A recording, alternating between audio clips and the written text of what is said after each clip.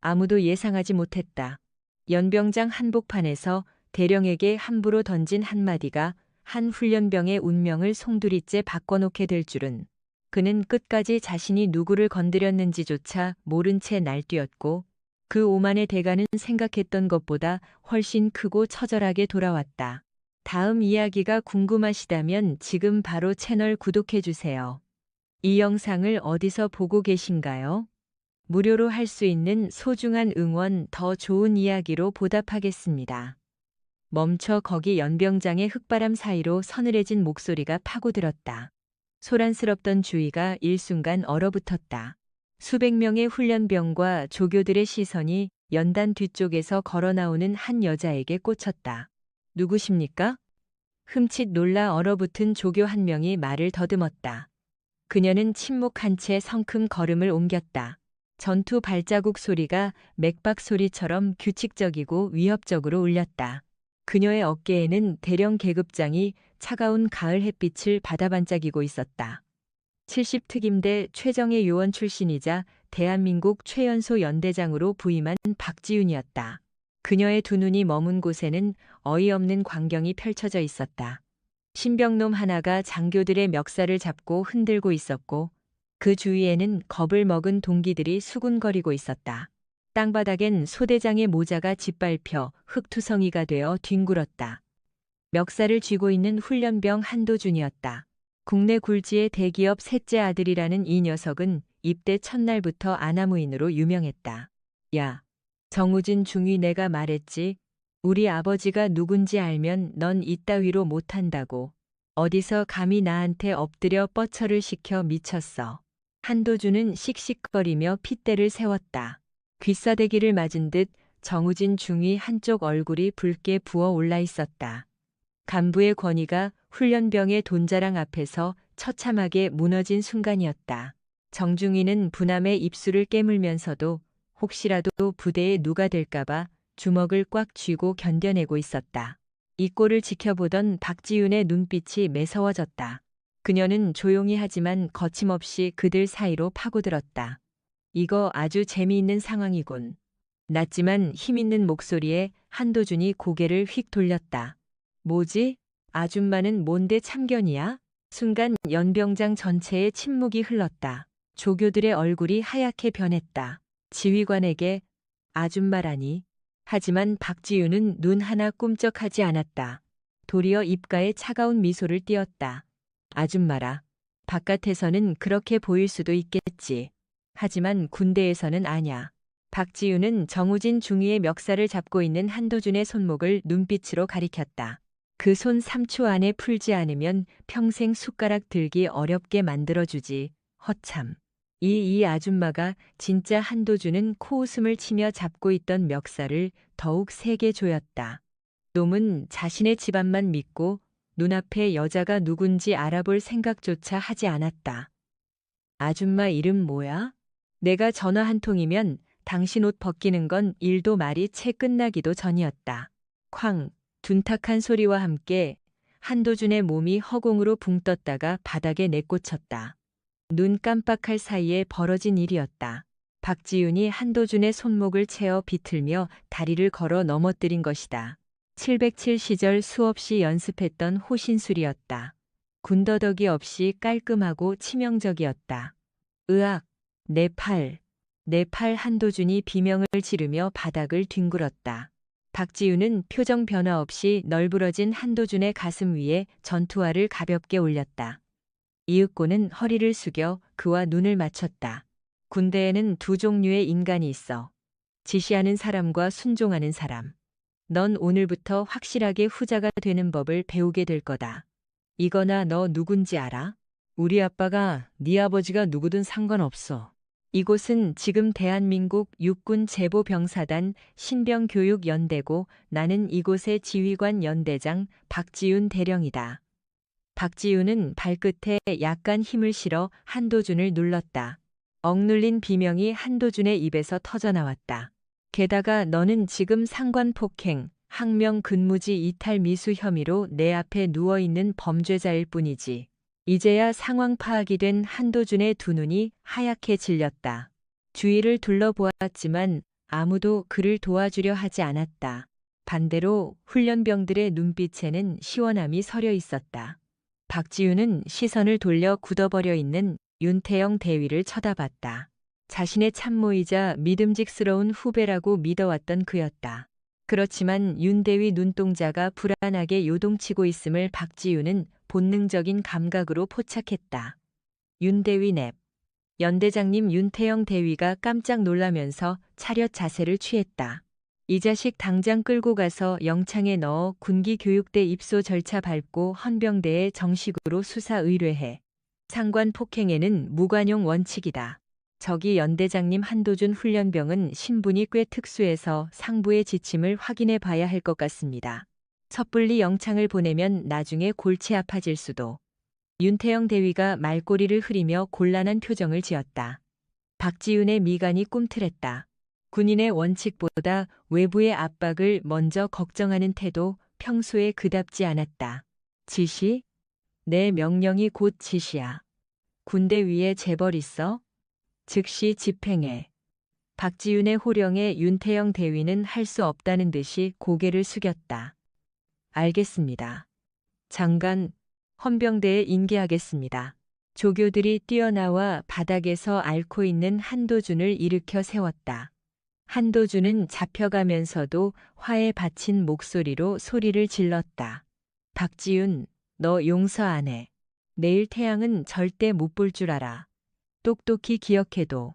사내의 악에 바친 고함이 운동장을 찢을 듯 울렸지만 박지훈은 벌레를 쫓아내듯 손을 저었을 뿐이다. 그리고 얼어붙어 있는 박지훈 중위 곁으로 갔다. 흙 묻은 헬멧을 집어 가볍게 닦은 후 넘겨주었다. 기운 내 소대장.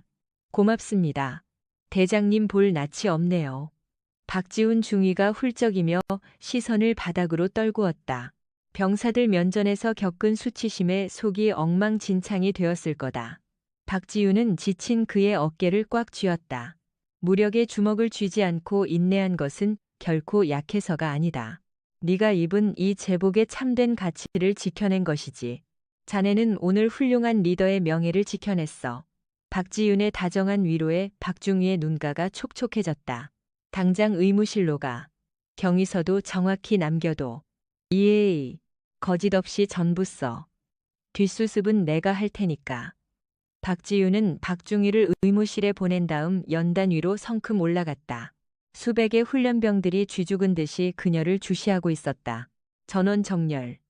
확성기 없었지만 그녀의 단호한 외침이 운동장 전체를 가득 채웠다. 지금부터 너희가 가진 계급장은 바깥에서 가져온 가짜가 아니다. 이곳에선 모두 평등한 한국의 군인일 뿐이다. 돈이나 빽이 있건 난 관심 없다. 내 부대에서 규칙을 위반하는 자는 지위를 불문하고 완전히 뭉개버리겠다. 이상 단결. 큰 함성 소리가 연병장에 울려 퍼졌다. 박지훈은 흡족한 미소와 함께 자신의 사무실로 발걸음을 뗐다. 그러나 그녀 시선이 닿지 않는 곳에서 윤태영 대위가 몰래 통화하는 모습은 눈치채지 못했다. 받으셨습니까, 실장님? 저예요. 상황이 조금 복잡해졌습니다. 예, 그 독종이 칼을 빼들었거든요.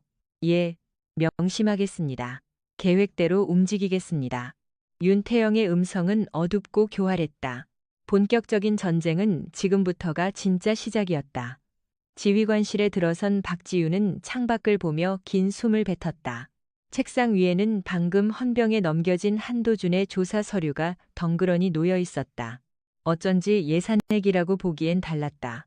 파일 구석엔 참고 사항으로 부친이 국방위 소속 고위 인사와 매우 각별한 사이라고 적혀 있었다. 윤태영 대위가 사전에 파악해둔 정보였다. 그놈이 그토록 오만했던 배경이 있었구나. 똑똑. 문을 두드리는 소리 후 윤태영 대위가 들어섰다. 그의 한 손에는 봉투가 쥐어져 있었다. 대장님 사단에서 급히 내려온 공문서가 도착했습니다.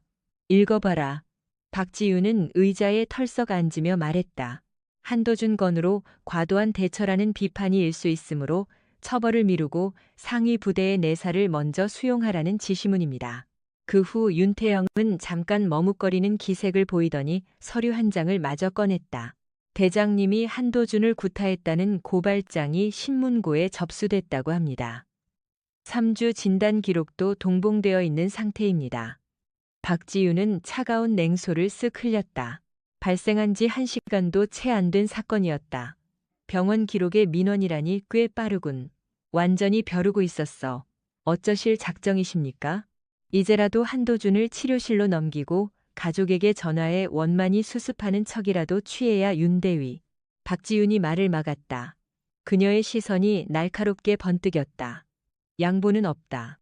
저들이 서두른다는 건 그만큼 숨기는 게 많다는 뜻이야. 감찰반 오라고 해라. 진실을 낱낱이 보여주면 그만이니까. 그렇지만 저들은 대기업입니다. 국회 쪽 인맥도 무섭다고 들었습니다. 무모한 짓일 뿐입니다. 달걀로 바위를 부술 수 없으면 쇠망치로 때려 부수면 되지. 그나저나 윤대위 자네 지금 참견이 너무 심하군. 윤태영은 흠칫 놀라며 눈을 내리깔았다. 죄송합니다. 오직 대장님을 염려해드린 조언입니다. 염려는 고맙지만 잔소리는 필요 없다. 돌아가. 윤태영이 방을 나서자 박지윤은 서랍 가장 안쪽에서 낡은 수첩을 하나 꺼냈다. 707 시절부터 쓰던 전술 노트였다. 그녀는 펜을 들고 몇 가지 메모를 쓱 써내려갔다. 부대 내 첩자 거동이 미심쩍음. 그녀의 예감은 한 번도 빗나간 역사가 없었다. 조금 전 훈련장에서 윤태영 대위가 드러낸 어색한 주저함과 과할 정도로 해박한 한도준의 뒷배경 정보. 그저 유능해서라기엔 꽤 수상했다. 윤태영, 부디 네가 아니기를. 박지윤은 씁쓸하게 읊조렸다. 신뢰하던 부하에게 배신당하는 것만큼 쓰라린 고통은 세상에 또 없었으니까. 하지만 슬픔에 빠져있을 틈 따위는 없었다. 그녀는 데스크 밑에 숨긴 소형 도청 감지기를 켰다. 작고 삐하는 기계음과 함께 센서의 붉은 빛이 깜빡거렸다. 지휘관실 하필 데스크 바로 밑바닥에 도청기가 은닉되어 있었다. 박지윤의 동공이 매섭게 식어갔다. 이런 식으로 나오네. 그녀는 도청기를 제거하지 않고 원래 자리에 둔 채 의자에 푹 기댔다. 적들이 원하고 바랄 만한 거짓 정보를 슬쩍 흘려줄 속셈이었다. 박지윤은 핸드폰을 꺼내 누군가에게 연락했다. 당연히 이 통화 내용은 거짓이었다. 이소령 나야 지금 상황이 좀 안 좋네. 한도준 일가에서 거세게 압박해오고 있어. 당분간 적당히 굽히고 물러나야 할 것 같네. 증거는 지워. 쥐도 새도 모르게. 핸드폰을 든 박지윤의 표정엔 조금 전과는 상반된 먹잇감을 노리는 사냥꾼의 조소가 서려 있었다. 그녀는 확신하고 있었다. 이 거짓 통화를 엿들은 자들은 승리감에 취해 긴장감을 늦출 것이다. 같은 시간 부대 근처 공터에 정차된 검푸른 SUV 안 윤태영 대위는 스피커를 켜두고 박지윤의 음성을 실시간으로 들었다. 그의 얼굴에 비열한 미소가 번져갔다. 이사님 확인하셨습니까? 박지윤이 완전히 백기를 들었습니다. 타협할 작정인가 봅니다. 뒷좌석에 기대앉은 노신사가 건조한 음성으로 대꾸했다. 한도준의 최측근이자 주 해결사였다. 훌륭합니다. 하지만 방심해선 절대 안 됩니다. 더 확실히 숨통을 조여야만 합니다. 오늘 밤 마련된 금괴를 집무실 구석에 숨기세요. 저타, 개, 비리 혐의까지 씌우면 군복 벗기는 건 순식간일 겁니다. 네, 명심하겠습니다. 잔금은 임무가 완료되는 즉시 송금해 드리겠습니다. 모친 병원비 걱정은 마십시오. 윤태영은 두 주먹을 꽉 움켜쥐었다. 모친의 치료비와 답답하게 꼬인 진급 문제 박지윤을 짓밟고 서면 단숨에 풀릴 일이었다. 죄책감은 금세 흩어졌다. 용서하십시오, 대장님. 현실은 잔혹한 법이니까요. 윤태영은 차에서 내려 어둠 속으로 몸을 숨겼다. 그러나 그가 미처 파악 못한 비밀이 하나 있었다. 박지윤이 특수부대 시절 제일 잘 다룬 무기가 바로 장거리 도청기였다는 것을. 집무실 창가에 선 박지윤은 귓속의 수신기를 빼내었다. 차량 안의 은밀한 대화가 빠짐없이 녹음된 후였다. 뇌물이라니 참 흥미롭군. 박지윤은 짙은 어둠을 노려보며 차갑게 중얼거렸다. 윤태영, 넌 선을 완전히 넘었어. 그녀는 서랍에서 다른 특수 장비를 꺼냈다. 평범한 볼펜 형태의 초소형 캠코더였다. 그녀는 그것을 책상 위 연필꽂이에 아주 자연스레 꽂아두었다. 오늘 밤 배신자가 스스로 함정에 빠지는 순간을 선명하게 기록할 참이었다. 자정이 지났다. 막사의 조명이 전면 소등되고 고요가 내려앉을 무렵 출입문이 은밀하게 개방됐다. 시꺼먼 형체가 실내로 침투했다. 침입자는 망설임 없는 동작으로 박지윤의 서랍장을 당겨 두꺼운 돈다발 뭉치를 안쪽으로 쑤셔 넣었다. 임무를 끝낸 침입자가 긴장을 풀고 몸을 돌리려는 순간 번쩍이며 방 안의 조명이 화사하게 켜졌다. 야심한 시각의 불청객이군. 의자에 비스듬히 기대어 있던 박지윤이 서리빨 같은 시선으로 그를 응시했다. 연대장님. 윤태영의 안면이 하얗게 질려버렸다. 박지윤은 쥐고 있던 스위치를 가볍게 흔들었다. 연필꽂이 속 위장 캠코더가 붉은 경고등을 끔벅이고 있었다. 환영해, 윤대위. 여기서 오래 기다렸어. 박지윤의 음성은 지옥의 사신처럼 무척 서늘했다. 함정은 완벽히 작동했다. 박지윤의 지시는 매우 단호했다. 윤태영 대위는 다리 힘이 풀린 것처럼 바닥에 털썩 주저앉았다. 그의 표정은 쉴 새 없이 변했다. 공포, 당황, 그리고 지독한 비굴함. 박지윤은 천천히 다가가 위장 캠코더를 가볍게 뽑아들었다. 곧 윤태영의 발밑에 기기를 툭 던졌다. 해명해. 내 입으로 직접. 윤태영은 굵은 식은땀을 흘렸다. 그의 시선이 마구 요동치며 책상 위 돈다발과 박지윤의 얼굴을 번갈아 봤다. 대장님. 실은 모친 병원비가 절실할 때 그놈들이 꼬드겼습니다. 딱 한 번만 모른 척하면 다 지원해 주겠다고요. 그래서 내 등에 칼을 꽂기로 했군. 박지윤의 음성에는 분노보다 더 차가운 환멸이 묻어났다. 내가 널 직속 부관으로 뽑으며 했던 조언을 벌써 잊었나? 실력은 키우면 되지만 굳건한 신념은 주입할 수 없다고 했지. 넌 오늘 장교의 명예를 너 스스로 짓밟았다. 죽을 죄를 지었습니다. 연대장님 제발 딱 한 번만 선처해 주십시오. 이 기록만 폐기해 주신다면 제가 전부 자백하고 윤태영이 무릎 꿇고 박지윤의 바짓단을 잡으려던 찰나였다. 우당탕 소리와 함께 출입문이 거칠게 열리며 군복 차림의 무리가 쏟아져 들어왔다. 육군본부 감찰실 소속 수사관들이었다. 그 뒤로 사단 법무장교와 정장 차림의 사내들이 서 있었다. 시기가 기막히게 맞아떨어졌다. 흡사. 이 찰나만을 노렸다는 듯 육군 감찰실에서 나왔습니다. 박지윤 대령님 금품 수수 및 직권남용, 부하 가혹 행위 죄목으로 즉각 체포합니다.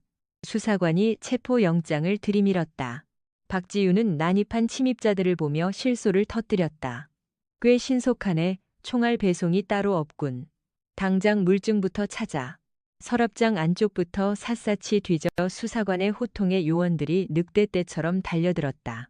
주저함 없이 서랍을 연 그들은 방금 윤태영이 숨긴 돈 봉투를 꺼냈다. 확보했습니다. 거액의 지폐 다발입니다.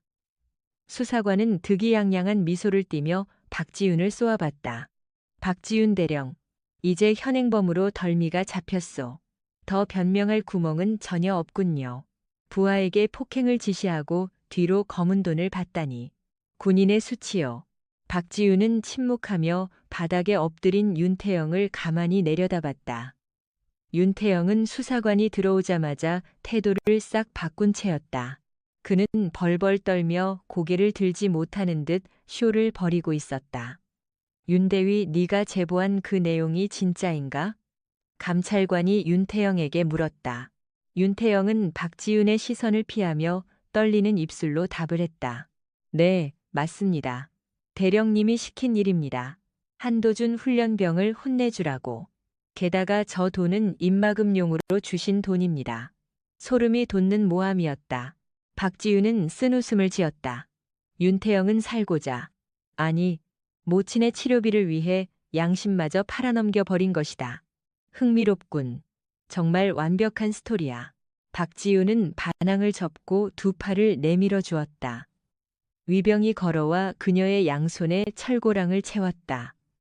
서늘한 쇳덩이의 느낌이 살떡에 닿았다. 특임대 시절 숱한 악당들을 쓰러뜨리고 포박했던 그녀가 지금은 정반대로 죄인 신세로 전락해버린 셈이다. 지휘관의 계급장을 내놓으시죠. 조사관이 손을 뻗어왔다. 박지윤은 조용히 어깨 견장을 벗어 건네주었다. 그러나 그녀의 눈빛은 야수처럼 사납게 번뜩였다. 잘 모셔도 금방 다시 돌려받을 테니. 고집은 감옥 가서 부리시지. 끌고 가. 박지윤이 위병들에게 붙들려 지휘부를 나설 무렵 바깥은 이미 짙은 어둠이 내린 뒤였다. 그렇지만 그 까만 밤 속에서도 눈부시게 빛나는 섬광이 보였다. 기자들이었다. 어찌 알았는지 벌써 진을 치고 있었다. 박지윤 대령님 뇌물 받은 혐의 시인하십니까? 신병 구타지 씨가 진실인가요? 여군 신화를 창조했는데 지금 심경이 어떠신가요? 카메라 불빛들이 폭죽처럼 쉴 새 없이 터졌다. 박지윤은 조금의 미동도 없이 앞만 응시한 채 걸어갔다. 그 소동 속에서 멀찍이 병동창 너머로 이 사태를 즐겁게 구경하는 자가 있었다. 한도준이었다. 그는 붕대를 둘둘만 팔을 창에 걸친 채 비열하게 웃어대고 있었다. 봐봐. 내 말이 맞지? 영관급도 별거 없다니까. 수행비서가 만족스러운 미소를 머금은 채 곁에 서 있었다. 도련님, 이제 푹 쉬셔도 됩니다. 회장님이 전부 다 해결해 두셨습니다. 저 여군의 군대 인생은 종쳤습니다. 조만간 강제로 쫓겨나게 될 것입니다. 하, 속이 시원해지네. 근데 저걸로는 조금 아쉽지 않은가? 철창에서 푹 썩게 해야지. 걱정 마십시오. 수뢰액이 커서 징역형을 피하기 어려울 겁니다. 그리고 윤태영 대위가 확실하게 덮어 씌워주기로 약속했습니다. 한도준은 품 안에서 담배를 빼어 물었다. 부대 내 의무실 한복판에서 흡연이라니. 그렇지만 누구도 녀석을 제지하지 못했다. 부대의 진짜 주인은 대령이 아닌 재력과 배경을 틀어준 한도준이었기 때문이다. 그 무렵 이송 차량에 탑승한 박지윤은 유리창 밖으로 지나가는 훈련장을 응시했다. 텅 빈 훈련장 구석에 아직 퇴근을 미룬 박지훈 중위가 넋을 잃은 얼굴로 서 있는 모습이 포착되었다. 제 억울한 사연을 밝혀주려던 지휘관이 붙잡혀가는 꼴을 목격하고 좌절한 거다. 박지윤은 속으로 그에게 다짐하듯 되뇌었다. 조금만 버텨라. 소대장. 아직 안 끝났다. 그녀의 주머니 속 수색을 당할 때 감쪽같이 감춰둔 소형 녹음기가 싸늘히 식어 있었다. 윤태영의 음성과 놈이 자백하는 찰나까지 모조리 녹음된 핵심 증거물이었다. 그러나 그녀는 이 카드를 당장 쓰진 않았다. 상대는 거물이다. 윤태영 한 놈을 엮어 넣는다고 끝날 사안이 결코 아니었다. 진짜 배우를 치려면 놈들이 긴장을 풀고 허점을 보일 때까지 인내해야 했다. 호송 차량이 정문을 빠져나갔다. 거대 쇳문 닫히는 소리가 마치 괴물의 아가리가 닫히는 소리같이 울렸다. 군 감옥 안의 임시 신문실. 벽면이 온통 잿빛 시멘트로 둘러싸인 비좁은 공간에는 책상 하나와 의자 2개. 그리고 천장에 매달린 전구 하나뿐이었다. 실내 공기는 아주 매캐했다. 박지윤은 낡고 딱딱한 의자에 앉은 채 두 눈을 감았다. 포박은 풀려났어도 그녀의 신체는 완벽히 억압당한 상황이었다. 이윽고 문이 열리며 웬 사내가 걸어 들어왔다. 군 검찰의 윤소령이었다. 녀석은 얄미운 표정으로 입장하자마자 결제 서류를 책상에 탁 내던졌다. 이런 위대한 영웅을 이 방에서 다 만나네요. 특임대 전설께서 이렇게 허름한 곳에 오시다니 세월 참 무상하죠. 윤소령은 얄밉게 이죽거리며 앞자리에 착석했다. 박지윤은 조용히 두 눈을 떴다. 그녀의 눈빛은 심연처럼 차분했다. 본론부터 말해라. 무척 급하시군요. 좋습니다. 상황인지는 다 끝났겠죠? 아이크. 윤태영 대위 증언과 수뢰 증거, 피해자 한도준 진단서까지 삼박자가 아주 완벽하게 맞물립니다. 최소 징역 5년은 깔고 간다는 사실 아시죠? 윤소령은 펜을 돌려가며 박지윤을 강하게 옥죄었다. 이제 순순히 인정하시죠.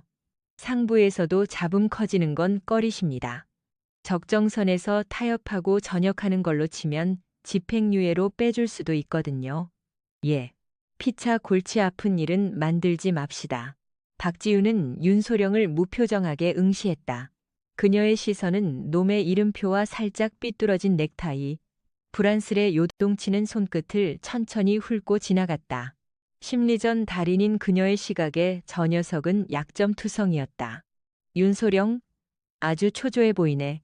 참, 원래 이런 조사는 며칠 놔두면서 기를 죽이는 게 기본인데 끌려온 지 3시간 만에 억지 타협이라 위해서 닭달 하나 보군 당장 끝내라고 윤소령의 콧등이 일그러졌다.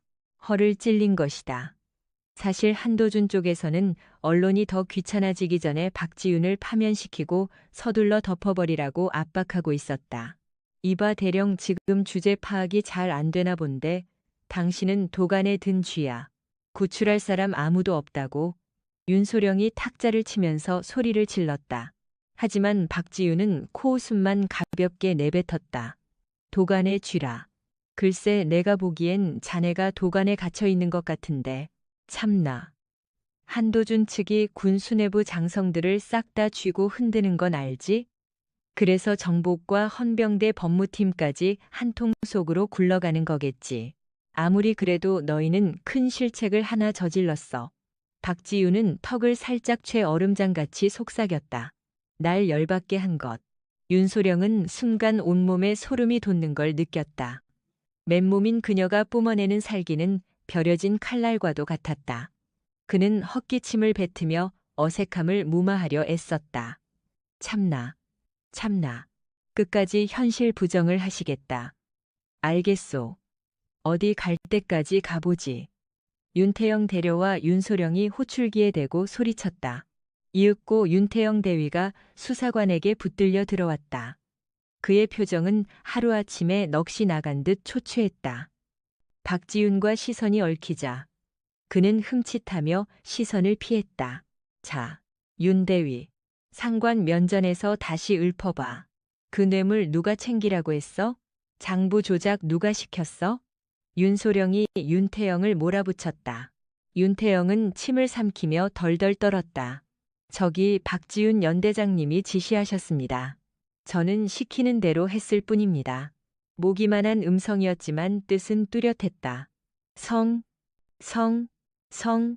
윤소령은 비열한 미소를 띠며 박지윤을 쳐다보았다. 들었나? 네 수아가 저리 증언하는데 무슨 물증이 더 필요하냐고? 박지윤은 윤태영을 가만히 보았다. 원망보다는 안타까움이 묻어나는 얼굴이었다. 윤태영 똑바로 봐. 그녀의 음성에는 묵직한 기백이 있었다.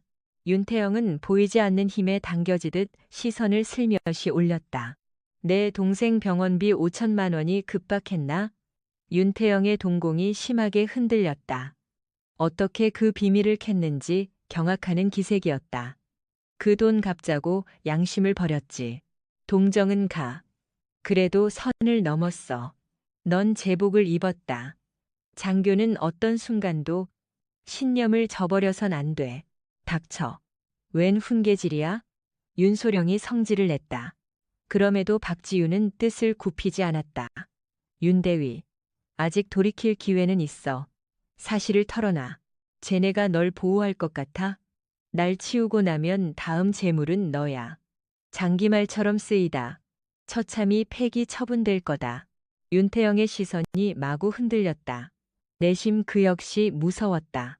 참모장의 살벌한 시선과 언제든 버려질 수 있다는 공포가 숨통을 조이고 있었다. 그렇지만 판을 엎기엔 이미 선을 넘었다고 체념했다. 면목 없습니다, 대장님. 끝내 윤태영은 눈물을 쏟으며 푹 고개를 숙였다. 박지윤은 얕은 탄식을 뱉었다. 동아줄을 줬으나 그가 스스로 찬격이다. 알았어. 그만 가라. 윤태영이 사라지자 조사실은 재차 짙은 적막감이 내려앉았다. 윤소령은 기고만장하게 웃어젖혔다. 자, 연극은 이걸로 마무리합시다. 조서에 지장이나 누르시지? 그는 이미 꾸며둔 거짓 자백서를 들이밀었다.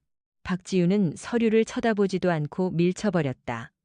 지장 찍을 일 없으니 변호사나 당장 불러. 변호사? 켄.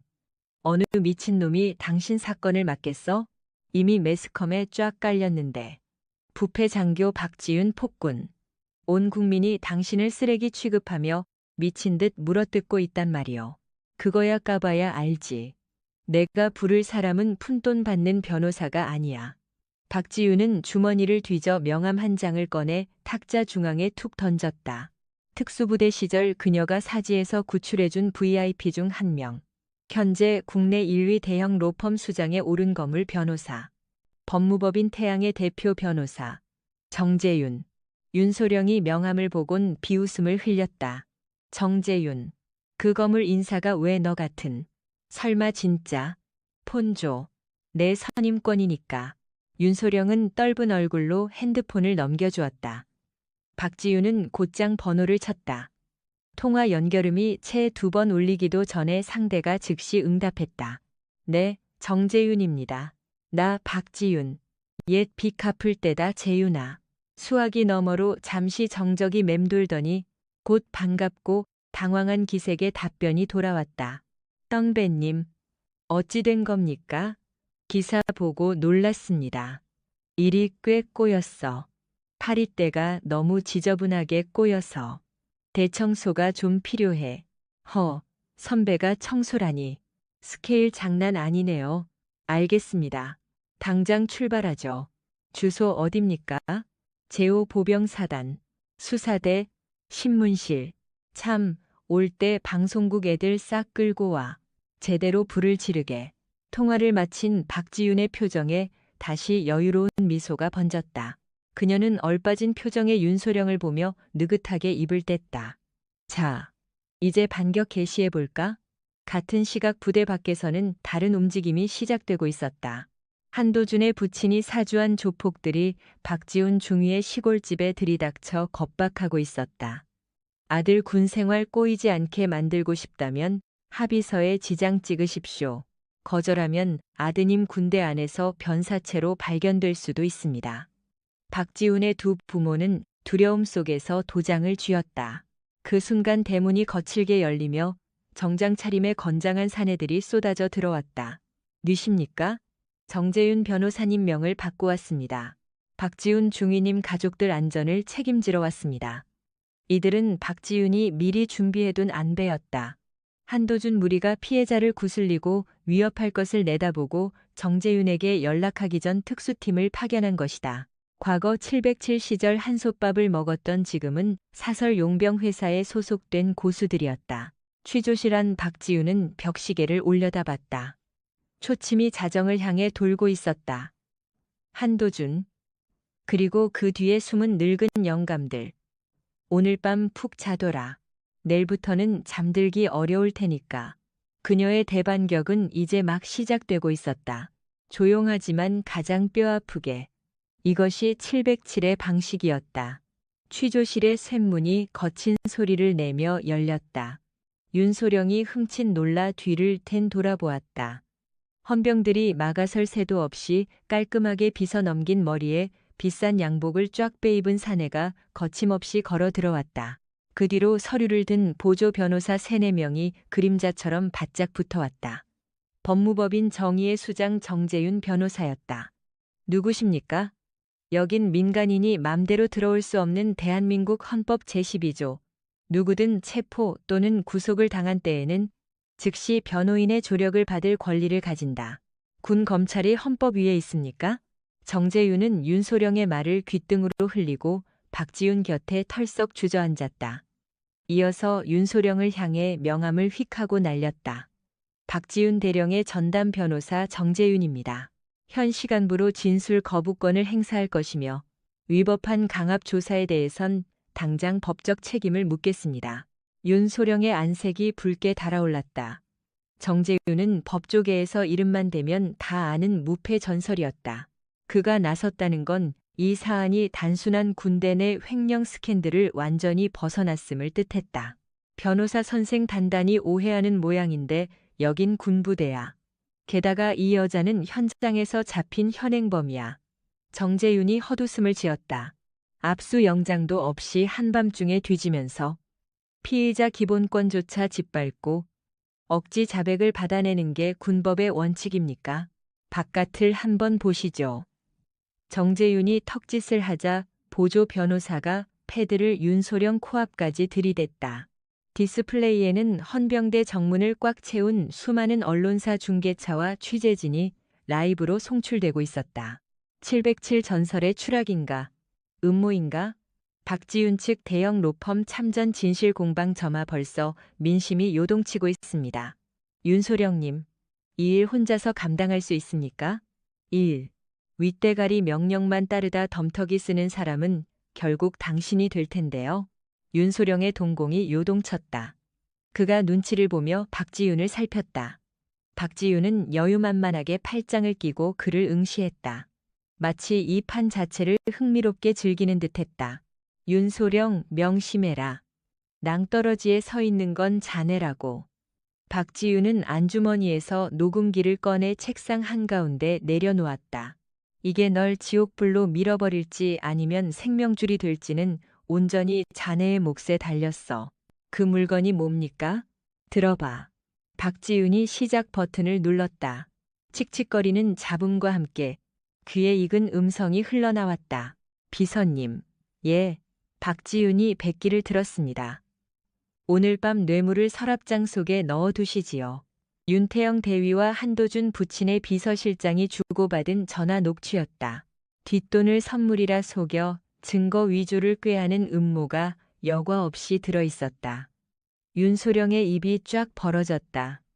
이건 불법 도청 아니냐 따져 묻고 싶겠지. 참 아쉽게도 이건 내 방에 부착된 보안용 상시 녹음 장치에 우연히 찍힌 거야. 윤대위가 하필 내 방에서 떠드는 바람에 자연스레 녹취가 된 거지. 법적인 효력 완전해. 실은 몰카 장비로 빼낸 거지만 박지윤은 아주 뻔뻔하게 태연한 척 속여넘겼다. 정재윤이 거들었다. 이 파일이 대중에게 풀리면 어찌 될까요? 대재벌이 군인 매수에 무고한 연대장에게 죄 뒤집어 씌워. 톱기사 제목이 제법 짜릿하겠군요. 장관님도 아침 뉴스 시청하시며 커피 맛이 확 떨어지시겠습니다. 윤소령은 창백해진 얼굴로 진땀을 줄줄 흘렸다. 단순 범죄 조사가 아니었다. 거물급 파벌 암투 한가운데에 자신이 함부로 낀 꼴이었다. 물증은 명확했고 변호인은 드셌으며 여론마저 들끓었다. 여기서 박지윤을 계속 잡아둔다면 그 거센 역풍은 온전히 혼자 다 맞을 터였다. 잠시만요. 윗선에 보고 좀 하고 윤소령이 헐레벌떡 신문방을 도망쳤다. 철문이 닫히자 정재윤이 타일을 헐렁하게 풀며 씩 웃었다. 누님 뻥치는 솜씨가 엄청 느셨네요. 상시 녹취 장치라니. 잔머리를 쓴 거지. 잔머리를 쓴 거지. 잔머리를 쓴 거지. 밖은 넷상과 영상 플랫폼에 미리 떡밥 좀 풀었습니다. 애국자 박지윤 매장 공작이라는 쪽으로 몰고 있습니다. 대중들은 부자 횡포라면 아주 치를 떨거든요. 수고했어. 허나 아직 안심하긴 일러. 그놈들은 꼬리 자르기에 능통한 자들이야. 윤태영 하나 제물로 바치고 빠져나가려 하겠지. 잠시 후 윤소령이 다시 들어왔다. 그의 표정은 씹다 뱉은 껌처럼 굽겨져 있었다. 귀가 조치입니다. 도주 우려가 없고 증거 인멸 가능성이 낮다고 판단. 하젠장. 대신 직무 정지는 유지됩니다. 자택에서 대기하세요. 박지윤이 자리에서 일어났다. 현명한 선택이야. 윤소령. 나중에 밥이라도 한 끼 사지. 박지윤이 헌병대 건물을 나서자 기다렸다는 듯 수많은 플레이 세례가 터졌다. 밤을 잊은 기자들이 마이크를 들이밀었다. 대령님, 혐의 인정하십니까? 녹취록이 있다는 게 사실입니까? 박지윤은 걸음을 멈추고 카메라를 정면으로 응시했다. 그녀의 눈빛에는 한치의 흔들림도 없었다. 진실은 침몰하지 않습니다. 군복의 명예를 걸고 부패한 세력과 끝까지 싸우겠습니다. 이상. 그녀의 짧고 강렬한 한마디는 전파를 타고 전국으로 퍼져나갔다. 화면을 통해 그 영상을 노려보던 한도준의 아버지는 쥐고 있던 와인잔을 바닥에 박살내버렸다. 저 맹랑한 기집애 녀석이 나에게 전면 도전을 해. 다음 날 박지윤의 자택. 겉으로는 평온해 보였지만 집안의 공기는 무거웠다. 그녀는 거실 탁자에 지도를 펼쳐놓고 무언가를 계산하고 있었다. 정재윤 변호사가 소파에 앉아 심각한 표정으로 전화를 끊었다. 선배 추측이 적중했어요. 수사국 행보가 아주 묘합니다. 윤태영 대위를 밀실로 치워버렸대요. 면회 금지 명령까지 떨어졌고요. 입을 틀어막는 거지. 녀석들이 급해졌어. 법으로 안 되면 주먹을 쓰겠지. 그게 놈들의 방식이니까. 박지윤은 지도 위에 한 지점을 붉은 펜으로 동그라미 쳤다. 국군수도병원. 피해자인 박지윤 중이가 입원해 있는 곳이었다. 놈들의 다음 타깃은 최중이야. 윤태영이 무너진 이상 피해자가 합의해주고 처벌 불서를 써주면 사건을 유야무야 덮을 수 있다고 생각할 거야. 설마 병원까지 건드리겠습니까? 군 병원인데 돈 앞에서는 군대 담장도 종이 쪼가리나 마찬가지야. 최중희를 빼돌리거나 강제로 도장을 찍게 만들겠지. 내가 직접 가야겠어. 위험합니다. 지금 직무정지 상태라 위소 통과도 쉽지 않을 텐데요. 그리고 누님을 노리는 눈이 너무 많습니다. 그래서 정문으로 안 가? 뒷문으로 갈 거야. 이래서니 뒷문으로 갈 거야. 내 옛날 부하들 아직 근처에 있지? 박지윤의 눈이 반짝였다. 그녀가 말하는 옛날 부하들이란 707시절 생사고락을 함께했던 팀원들을 말하는 것이었다. 1시간 뒤 국군 수도병원 뒷길 장막을 틈타 짙은 벤 차량 한 대가 미끄러지듯 정차했다. 박지윤은 헬멧을 깊게 눌러쓰고 차에서 내렸다. 그녀의 뒤로 막강한 덩치 2명이 따라붙었다. 팀장님 오랜만에 뵙습니다. 뭐냐? 몸들은 안 굳었나 모르겠네. 에이, 매일 쇠질하는데 굳을 리가 있습니까? 근데 진짜 병원에서 한판 뜨는 겁니까? 최대한 조용히 처리한다. 민간인들 놀라게 하지 말고. 목표는 박지훈 중이 보호야. 권유진과 팀원들은 익숙한 솜씨로 보안구역을 통과해 병동으로 진입했다. 복도는 고요했다. 하지만 정우진 중위의 병실이 있는 3층에 들어서자 묘한 긴장감이 감돌았다. 간호사 스테이션은 비어 있었고 CCTV 카메라에는 검은 테이프가 붙어 있었다. 시작. 권유진이 조용하게 읊조렸다.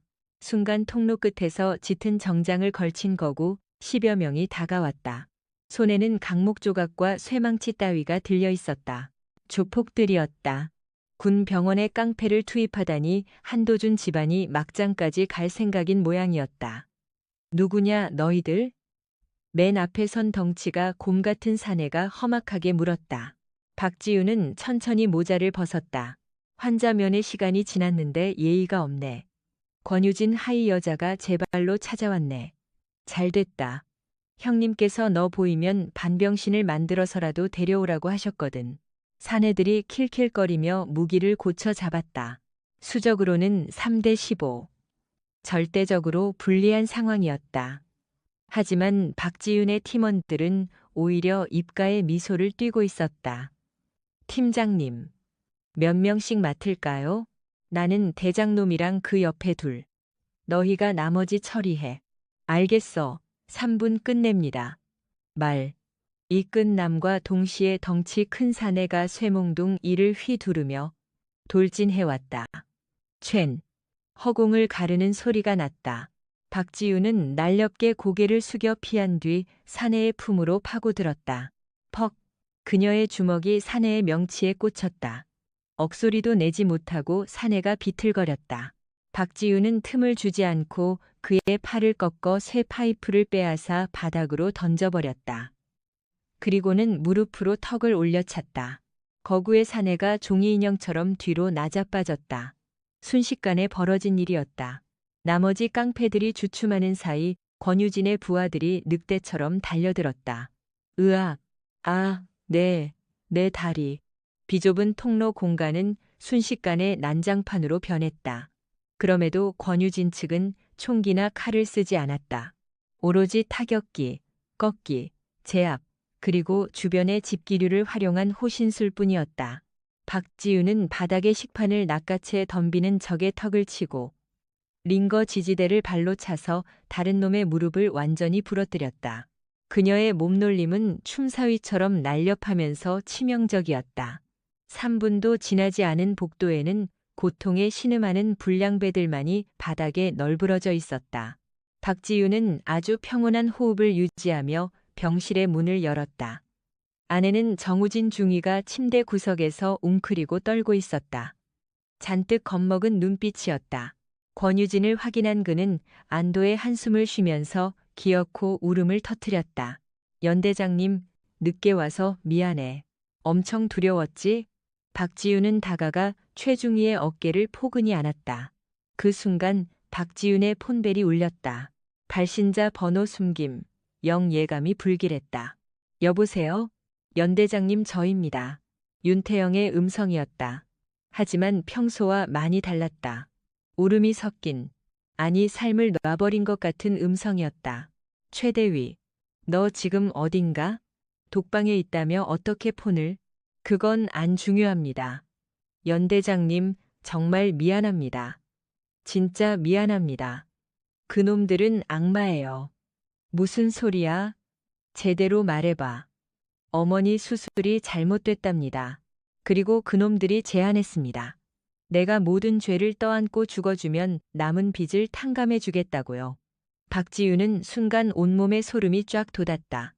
윤태영 이상한 소리 마. 너 지금 무슨 맘 먹은 거냐? 연대장님 꼭 승리하십시오. 전 여기가 끝인 듯 합니다. 모쪼록 건강하십시오. 뚝 끊어졌다. 박지윤이 서둘러 전화를 다시 걸었지만 아예 연결되지 않았다. 팀장님, 대체 무슨 일이십니까? 부하가 몹시 초조하게 물었다. 박지윤의 안색은 창백했다. 윤태영이 위험해. 놈들이 자살로 위장해 입을 다물게 하려고 해. 그녀는 두 손을 꽉 움켜쥐었다. 정우진을 구했지만 또 한 명의 희생자가 생기기 직전이었다. 분노가 머리끝까지 올랐다. 이동해. 육군 교도소로. 오늘 저녁 저놈들 뼈와 살을 발라버리겠어. 박지윤은 쓰러진 조폭 대장의 멱살을 쥐고 강제로 일으켰다. 너희 형님이라는 놈한테 전해 오늘 밤 숨죽이고 기다리고 있으라고. 사냥개가 날카로운 이빨을 까발렸으니까. 그녀는 박지훈 중위를 대원에게 인계한 뒤 즉시 병원 밖을 빠져나갔다. 밤 공기는 무척 시렸으나 그녀의 전신은 펄펄 끓고 있었다. 이제 와서 법과 규정 따위는 전혀 쓸모없었다. 이제 전쟁이다. 육군 교도소의 거대한 담장 위로 칠흑처럼 짙은 어둠이 깔려 있었다. 감시탑의 강렬한 불빛이 일정한 간격으로 마당을 비추었으나 담벼락 아래 짙게 깔린 사각지대를 타고 오르는 검은 그림자는 발견하지 못했다. 권유진이었다. 그녀는 707 부대 시절 수없이 반복했던 은밀한 침투 작전을 떠올렸다. 맨손으로 배관을 잡고 상승하는 그녀에게 주저함이란 없었다. 숨소리는 아주 차분하고 고요했다. 그녀의 뇌리엔 오로지 윤태영 대위를 구출해야 한다는 목적뿐이었다. 자살 위장이라니 놈들은 이미 선을 아득하게 넘었다. 2층 창문이 조금 열려 있었다. 아마 공기 순환을 위해 열어둔 듯했다.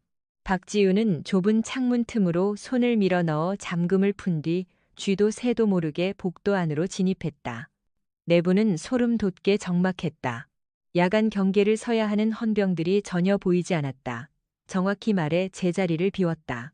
이는 누군가 고의로 순찰조를 뺐다는 의미였다. 구린내가 아주 심하게 나군. 박지윤은 벽면에 바짝 붙어 전진했다. 구금실은 지하 1층이었다. 계단 쪽으로 향하는 찰나 누군가의 목소리가 들렸다. 아, 짜증나게 왜 우리한테 이런 걸 시키는 거야? 가만둬도 알아서 죽을 놈 아니었어? 시끄러 윗선에서 깔끔히 끝내라고 지시했잖아. 단순 사고로 둔갑시키려면 우리가 직접 손 써야 한다고.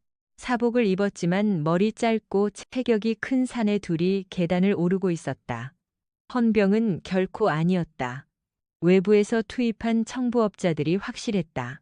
박지윤은 어둠 속으로 몸을 완전히 숨겼다. 그들이 앞을 스쳐 지나가는 순간 권유진이 곧바로 튀어나갔다. 빡!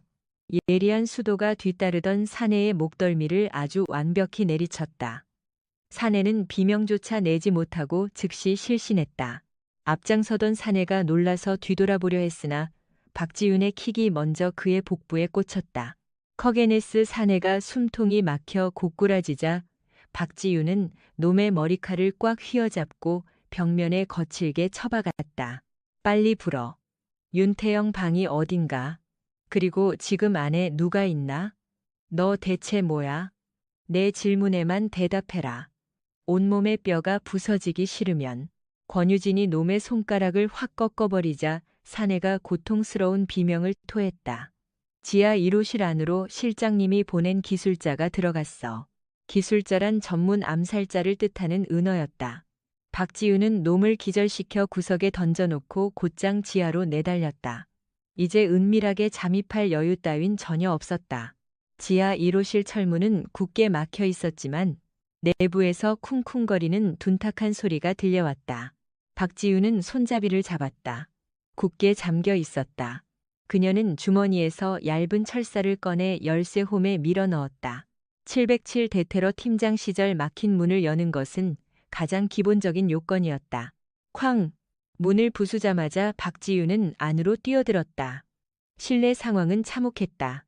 윤태영 대위는 굵은 철사에 묶인 채 벽면 파이프에 매달려 발버둥 치고 있었고 흉악한 인상의 남자가 윤태영의 다리를 강하게 잡아 끌어 질식을 유도하고 있었다.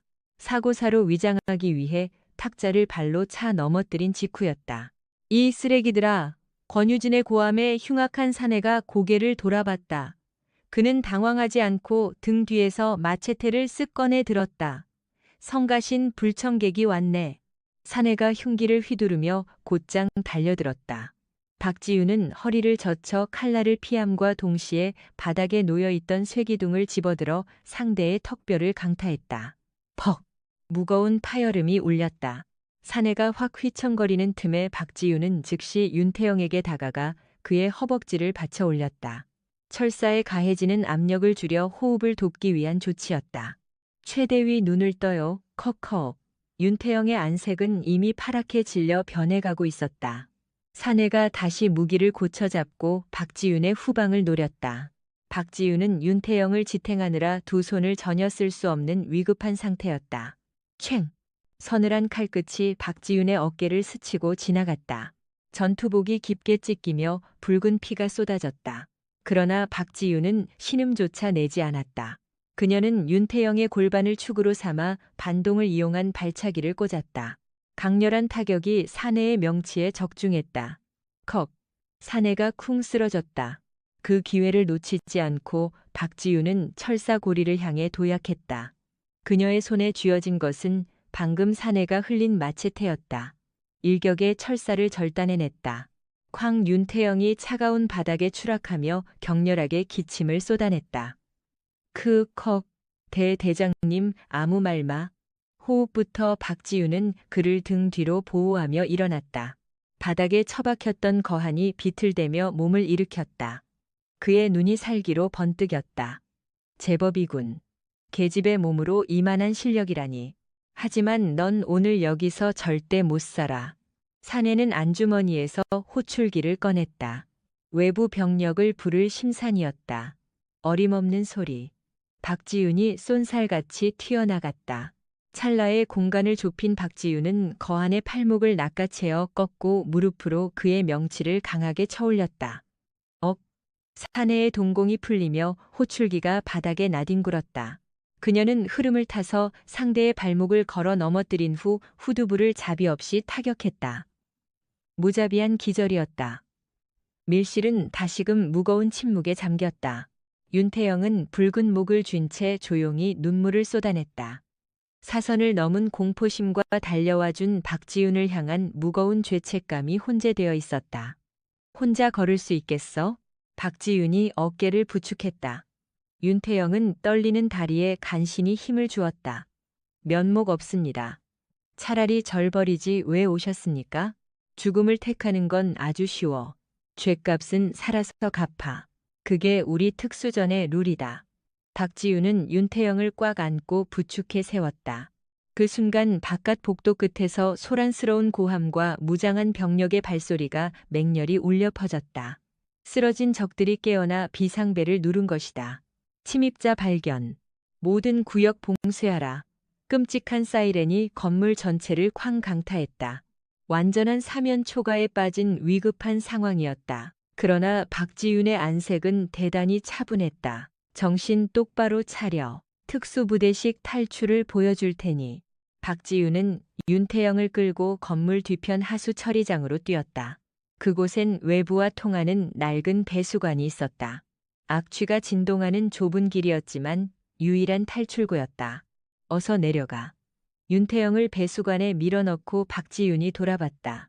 무장적들이 턱 밑까지 바짝 다가왔다. 그녀는 벽면에 놓인 가스통을 떼어내 밸브를 확 열고 통로에 굴려댔다. 독한 연기가 사방을 덮으며 적 병력의 눈을 완벽히 차단해버렸다. 쿨럭 안 보여. 쏴. 박지윤은 그 혼란을 타 배수관으로 미끄러졌다. 막힌 배관을 포복하는 내내 베인 어깨에서 극통이 번졌지만 꼭 참았다. 수용소 밖 고요한 산기슭 공터. 진흙 범벅인 두 사람이 배관을 빠져나왔다. 그곳엔 짙은색 SUV 한 대가 라이트를 끈 채 대기 중이었다. 정재윤 변호사였다. 지윤 누님 무사하십니까? 정재윤이 달려와 박지윤을 챙겼다. 나 말고 이 사람부터 받아. 출혈이 심해. 윤태영은 완전한 기절 상태였다. 정재윤은 둘을 서둘러 차에 싣고 거칠게 달렸다. 엔진이 굉음을 내자마자 후방에서 탐조등 불꽃과 경비병들의 고함이 터졌다. 아슬아슬한 필사의 위기였다. 차 안에서 박지윤은 피나는 어깨를 꽉 압박하며 창밖을 노려보았다. 멀어지는 감옥을 보며 그녀는 차갑게 선언했다. 딱 기다려라. 다음엔 저 정문을 부수고 들어갈 테니. 박지윤 일행이 숨어든 곳은 외딴 산골의 낡은 산장이었다. 정재윤 변호사가 남몰래 준비한 비밀 아지트였다. 윤태영은 수혈을 마친 채 침상에 기절해 있었다. 그의 목덜미엔 짙은 멍이 무섭게 자리 잡고 있었다. 그는 빈 천장을 응시하며 자책하다 옆에 권유진을 보고 눈물을 왈칵 흘렸다. 대장님, 저는 진짜 쓰레기입니다. 가족 핑계로 동료를 배신하고 비겁하게 혼자 도주하려고 했습니다. 박지윤은 다친 옆구리를 쓰다듬으며 아주 무심하게 대답했다. 죄책감 느낄 여유가 있다면 앞으로의 계획이나 똑바로 세워 해결할 일들이 산더미처럼 쌓여 있으니까. 마침 정재윤이 굳은 얼굴로 스마트 패드를 손에 쥔 채 방으로 들어섰다. 일이 아주 흥미진진하게 흘러갑니다. 이 속보를 보시지요. 뉴스 아나운서는 다급하게 특보를 보도 중이었다. 금일 새벽 군사 감옥에 괴한이 난입, 복역 중인 최대위를 끌고 달아나는 사태가 벌어졌습니다. 군은 대기 발령 상태인 박지윤 대령을 유력 용의자로 의심하고 있습니다. 군 검찰은 박 대령이 본인의 부정부패 증거를 인멸하려고 주요 참고인을 강제로 납치했다며 체포영장을 쳤다는 기막힌 소설이었다. 구출 행위를 유괴로 조작하고 권유진을 범죄 은폐에 나선 극악무도한 범죄자로 철저히 둔갑시켜버린 것이다. 한도준 부친이 언론을 조종하네요. 선배님은 이제 쫓기는 몸이 됐습니다. 곧 전국의 수배가 떨어질 겁니다. 윤태영이 힘껏 주먹을 쥐었다. 안 됩니다. 제가 직접 출두할게요. 제가 나서서 전부 조작된 사실이고 놈들이 절 해치려 했다는 걸 폭로하겠습니다. 윤태영이 일어나려 하자 박지윤이 어깨를 눌러 앉혔다. 흥분하지 마. 네가 지금 나서봤자 세상은 안 믿어. 놈들은 널 미치광이나 강압에 의해 거짓말을 지어내는 자로 매도할 테니까. 이번엔 진짜로 널 제거하려 들 거다. 그럼 어쩝니까? 이렇게 가만히 억울하게 당해야 합니까? 권유진의 입술 끝이 비스듬히 올라갔다. 그냥 당해줄 줄 알았어? 진짜 싸움은 이제부터야. 날 범죄자로 규정했으니 그 장단에 맞춰 놀아줘야지. 박지윤은 품속에서 조그만 USB 하나를 꺼내 들었다. 감옥에서 업자를 쓰러뜨렸을 때 몰래 훔쳐온 물건이었다. 정 변호사, 이거 당장 열어봐. 바보같이 중요한 단서를 흘려두었더군. 정재윤이 즉시 USB를 PC에 꽂았다. 곧이어 그의 두 눈이 커다래졌다. 전부 전화통화 녹음이네요. 최중위 제거건, 최대위 자살 조작, 게다가 권유진 대령을 끝장낼 계획안까지 일자별로 정리되어 있네요. 그 업자가 살기 위한 보험용으로 윗선과의 통화를 몽땅 저장해둔 듯합니다. 구린 짓을 하는 놈일수록 동료를 안 믿기 마련이지. 이것이 우리의 핵심 카드야. 그럼 당장 언론에 넘겨버릴까요? 정재윤이 몹시 흥분하여 제안했다. 그러나 박지윤은 고개를 흔들었다. 안 돼, 언론에 넘기면 녀석들은 꼬리를 자를 거야. 비서실장 선에서 묻어버리고 한도준과 그 부친은 피하겠지. 부하에도 넘은 충성심이었다는 변명으로. 박지윤의 눈이 번쩍였다. 그녀의 표적은 잔챙이가 아니라 진짜 우두머리였다. 내일 아침 10시 대강당에서 내 처벌 심의와 한도준 훈련병의 퇴소 행사가 동시에 열린다고 하셨죠. 네, 맞습니다. 한도준은 질병 전역 형태로 훈련소를 떠납니다. 무척이나 화려한 환송 행사가 될 거라고 들었습니다. 정치인들도 몇 명 참석하고요. 정말 잘 됐어. 잔치상을 뒤엎기에 아주 안성맞춤인 날이네. 박지윤은 창가로 다가가 창밖을 응시했다. 날이 밝고 있었다. 어둠이 걷히고 새 아침이 오는 시간. 정 변호사, 채비해. 내일 우리는 거기로 간다. 예? 지명 수배 중인데 거길요? 군인들이 쫙 깔려 있을 텐데요. 그래서 가는 거야. 모두 앞에서 가장 화려하게 등장해 줘야지. 윤태영 대위. 같이 가겠나? 윤태영은 입술을 깨물며 고개를 주걱거렸다. 가겠습니다. 제 목숨을 바쳐 진실을 증언할 겁니다. 제 옷을 벗더라도 그놈들 군복은 반드시 벗겨내겠습니다. 좋아. 작전명은 필승. 못해. 적 지휘부의 완전한 파괴가 우리의 목표다. 다음 날 오전 제5사단 정문. 매우 삼엄한 경계가 깔려 있었다. 까만 고급 승용차들이 연달아 진입했다.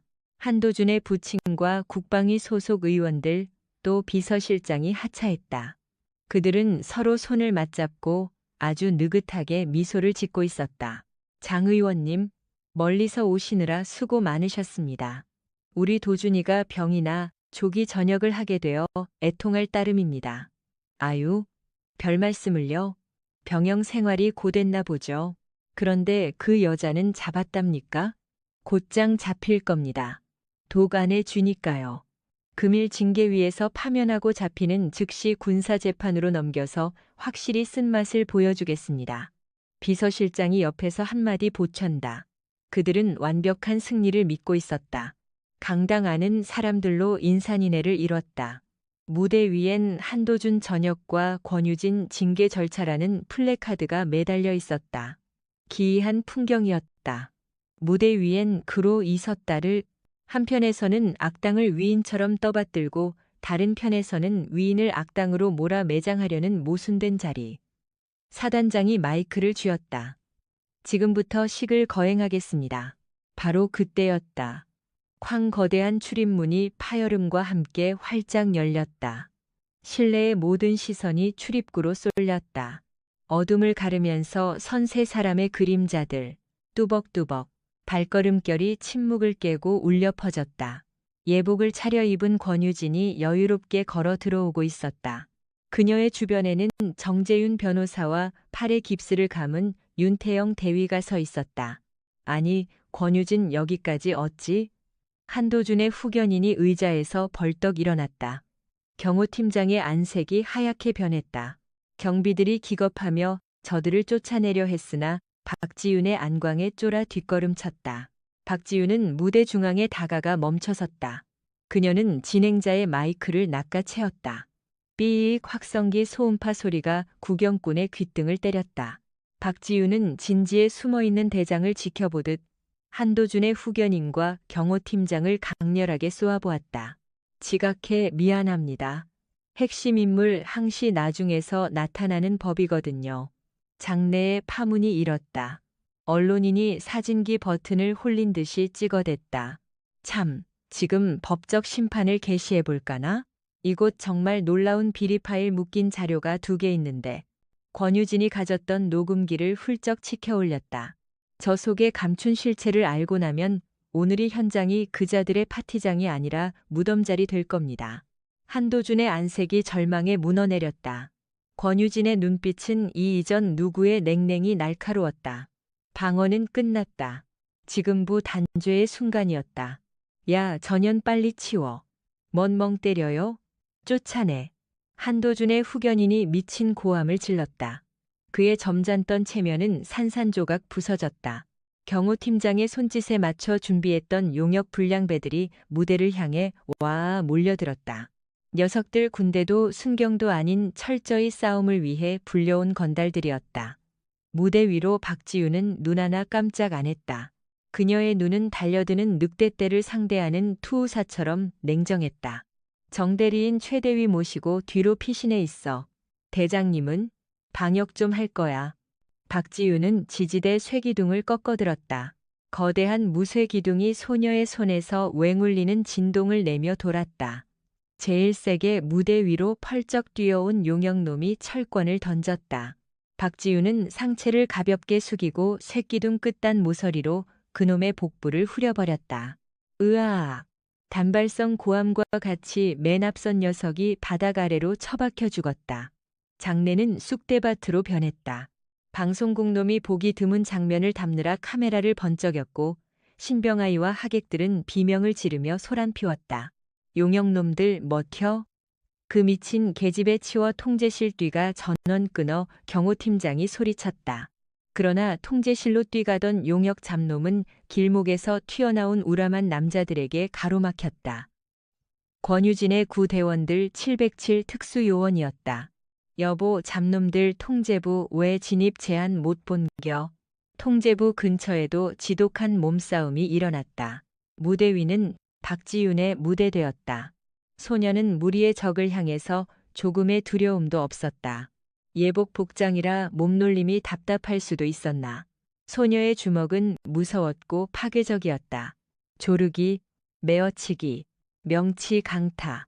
박지윤의 발과 손에 맞은 불량배들은 마른 낙엽처럼 자빠졌다. 소녀가 뻗은 회전형 주먹에 터진 거대한 괴한이 경호팀장 면전 코 밑바닥에 쾅하고 처박혔다. 바닥돌이 깨어지며 먼지가 일었다. 경호팀장님, 이리도 바쁘게 누굴 피하려고? 연극은 방금 열렸는데. 박지윤은 호흡 다듬고 헝클어진 머리칼들을 뒤로 넘겼다. 이윽고 조끼에 통신기를 빼냈다. 곧 통제실을 점령한 요원이 시작 스위치 눌렀다. 행사장의 웅장한 확성기에서 지직거리는 소음과 같이 뚜렷한 말소리가 터져나왔다. 윤태영 대위는 사고로 포장해서 끝내라. 완벽하게 문제없게 냅. 명심할게요. 독약 찔러 넣고 숨을 끊어 놓을게요. 권유진 이 계집은 비리 죄로 몰아서 추락시키고 감옥에서 죽게 내버려 박 회장님께서 신경 쓰지 말라고 하셨어요. 재력로 안 풀리는 일이 어딨냐며. 추악한 암살 계획과 비리 위조 사실이 행사장 사방에 터져 퍼졌다. 소란스럽던 내무가 한순간 얼음물 뒤집어 쓴 잠잠해졌다. 한도준의 후견인은 낯빛이 파랗게 굳어 바닥에 털썩 앉았다. 한도준은 눈을 감고 두상을 흔들다. 아냐, 저것 다 사기야. 헛소리라고요. 박지윤은 불량배들을 싹 다 무찌르고 재차 확성기를 들었다. 보이십니까? 이거야 놈들이 외치는 공정입니다. 권력로 부대를 쥐고 인간 생명을 벌레 생명처럼 다루는 놈들의 더러운 민낯입니다.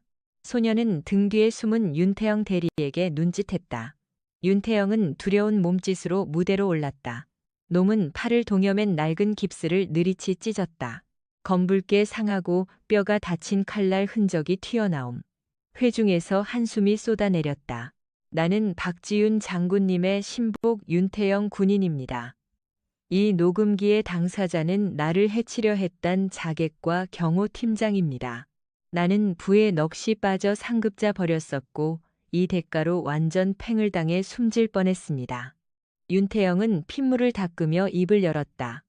박지윤 사령관님은 미친 나를 지키기 위해 생명을 걸고 사지 속에 뛰어드셨습니다. 이 상처가 모든 증거입니다. 제발 사실을 믿어주십시오. 윤태영이 바닥에 엎드려 통곡했다. 곳곳에서 탄식하는 소리가 들렸다. 흐름은 완벽히 역전되었다. 취재진은 곧바로 한도준과 그의 부친에게 플래시를 터뜨리며 마이크를 들이대고 외쳤다. 회장님, 살인 청부 의혹 인정하시나요? 아들 군면제가 사실인가요? 고위층 매수하셨나요? 한도준 부친은 비틀비틀 일어나 현장을 빠져나가려 했다. 비켜. 이건 알아. 변호사 불러. 전부 고소할 거다. 그 찰나 강당 정문이 거칠게 열리고 제복 입은 경찰들과 수사대원들이 진입했다. 정재윤 변호사가 사전에 요청해 부른 서울청 광역범죄수사대였다. 윤석환 회장과 송지훈 비서실장, 살인 청부 및 뇌물 제공, 공무방해 혐의로 긴급 체포합니다. 대원들이 그들의 손목에 차가운 수갑을 채웠다. 권력 꼭대기에 군림했던 자의 파멸은 찰나에 불과했다. 박지윤은 단상 아래로 내려왔다. 그녀의 차가운 시선은 구석에 웅크려 덜덜 떠는 한도준에 꽂혔다. 한도준은 권유진이 접근하자 질겁하며 물러서다 벽에 부딪혔다. 오지 마. 내 아버지가 누군지 몰라? 너 가만 안 둘 거야. 아직 상황 판단 못하고 헛소리를 내뱉는 한도준. 박지윤이 바로 앞에 섰다. 한도준.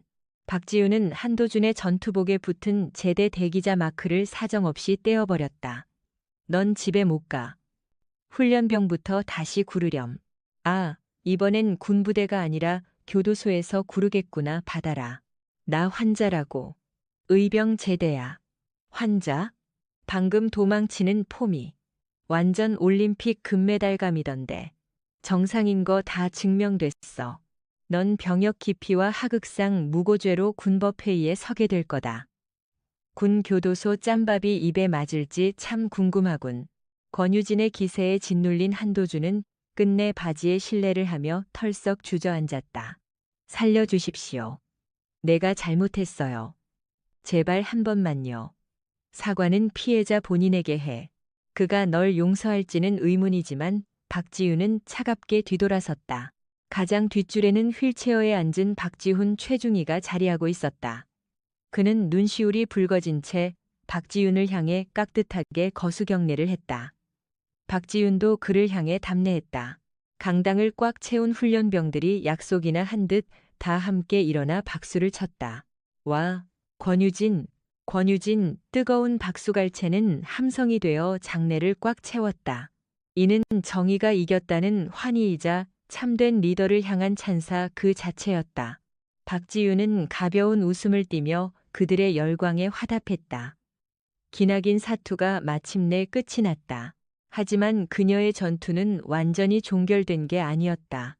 석 달이 흘러 추위가 가시자 연천 산야에도 따스한 봄이 찾아왔다.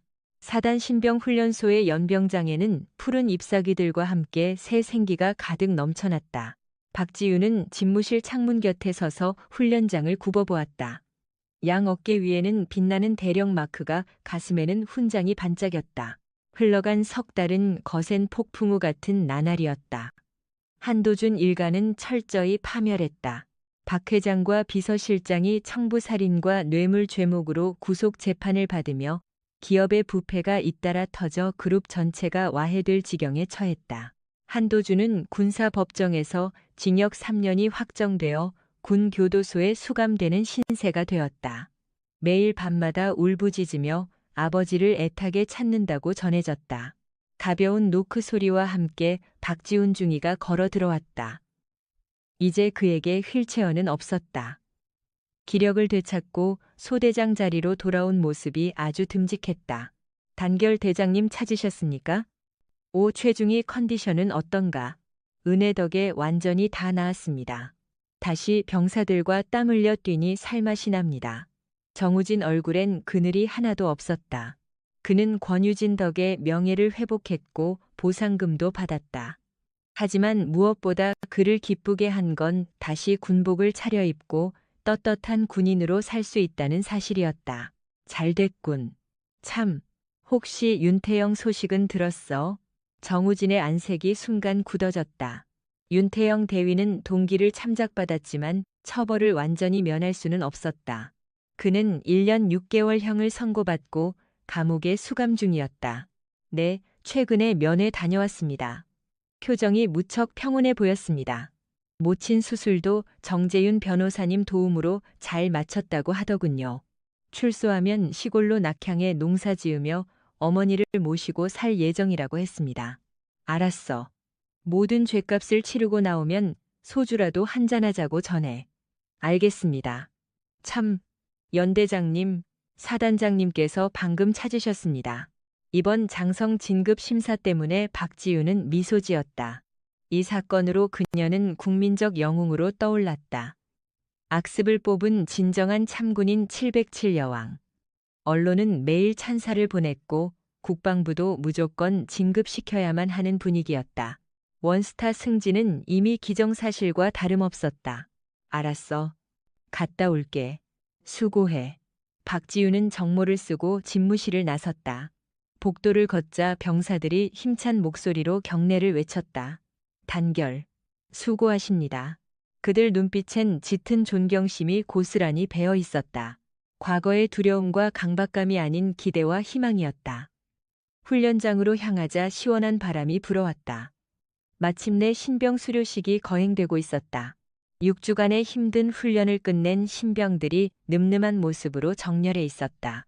단상 위에 선 여단장이 연설하고 있었지만 신병들의 뜨거운 시선은 연병장 한쪽을 지나가는 박지윤에게 쏠렸다. 박지윤은 발길을 멈추고 청년들을 지켜보았다. 땀범벅이 된 얼굴들, 저들 모두가 누군가의 소중한 가족이며 이 나라를 지켜낼 영웅들이었다. 맞아, 내가 지켜야 할 건 내 자리가 아니야. 바로 저 청년들이지. 박지윤의 심장이 강하게 뛰었다. 그녀는 특임대 시절부터 수많은 사선을 넘었지만 지금 이 훈련장이야말로 본인이 헌신할 참된 전장임을 굳게 확신했다. 부패한 세력에 맞서고 소외된 자를 지키며 진실을 굳게 세우는 곳. 여단장의 연설이 마무리되고 최종 경례 시간이 다가왔다. 부대 전체 차렷. 사령관님께 대하여 경례. 지휘관의 구령은 없었으나 신병들은 짠듯이 모두 권유진을 향해 몸을 돌렸다. 수많은 발소리가 한꺼번에 울려 퍼졌다. 착! 수백 개의 팔이 힘차게 뻗어갔다. 필승! 천지를 뒤흔드는 외침이 주변 계곡을 가득 채웠다. 이것은 단순히 상급자를 향한 복종이 아니었다. 우리를 지켜준 은인에 대한 고마움과 그녀를 따른다면 어떤 적과도 싸울 수 있다는 다짐이었다. 박지윤은 마음속 깊이 뜨거운 눈물이 왈칵 차오르는 것을 느꼈다. 그녀는 조용히 그리고 경건하게 오른팔을 들어 올렸다. 충성. 그녀의 음성은 낮았지만 그 파장은 강력했다. 바람이 불어오며 그녀의 머릿결을 흔들었다. 국기가 나부꼈다. 그녀의 새로운 군대 생활은 이제 막 출발하고 있었다. 장성으로 진급해 더 높은 지위, 더 넓은 세상으로. 그러나 그녀는 변함이 없을 것이다. 늘 최전선에서 전우들과 땀 흘리며 악행에 굴복하지 않는 맹견 권유진으로 살아갈 것이다. 저 멀리 맑은 하늘 위로 매 한 마리가 날쌔게 날아올랐다. 박지윤은 그 맹금류를 보며 두 손을 굳게 쥐었다. 가자. 남은 일들이 꽤 많다. 그녀는 힘차게 걸음을 내디뎠다. 그녀가 지나는 궤적 뒤로 포근한 봄 햇빛이 길게 내려앉았다. 진리가 살아있는 한 그녀의 전진은 끝나지 않을 최종적인 의미와 교훈은 다음과 같습니다. 군대에서 계급보다 더 무서운 건 원칙이고 돈보다 더 오래 남는 건 명예다. 권력과 배경으로 진실을 덮으려던 자들은 결국 무너졌고 끝까지 신념을 지킨 사람만이 마지막에 군복의 가치를 증명해냈다.